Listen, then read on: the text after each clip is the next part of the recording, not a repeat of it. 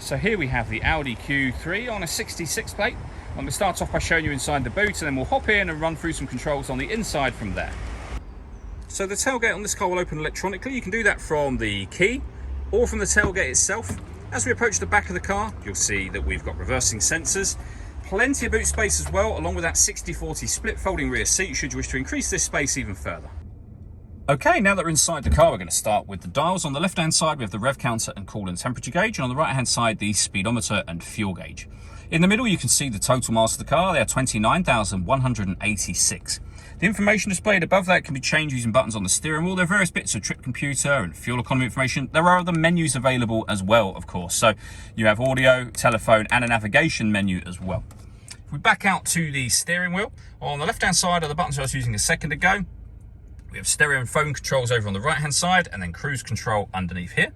Behind the steering wheel, the minus and plus pedals are so that you can change gear manually with this automatic gearbox. And then over in the center, we have the main screen for the car, which is where you would find your satellite navigation. It's also where you can access your audio. So, of course, you've got the radio, and you can see that this car has got DAB, FM, and medium wave radio. If you want to listen to your own music, you can do. You can go all the way back out to the home screen, and then on media, there are again a number of ways you can listen to your music, and they include Bluetooth audio. So once you pair your phone, you can stream your music wirelessly, as well as making and receiving phone calls. All of the controls for that screen are here. So that dial will virtually do everything. These four buttons relate to the four corners of the screen, and then as you can see, you can access some menus directly from here. So if I press telephone, for example, and bring the phone back up, you'll see we're on the telephone menu.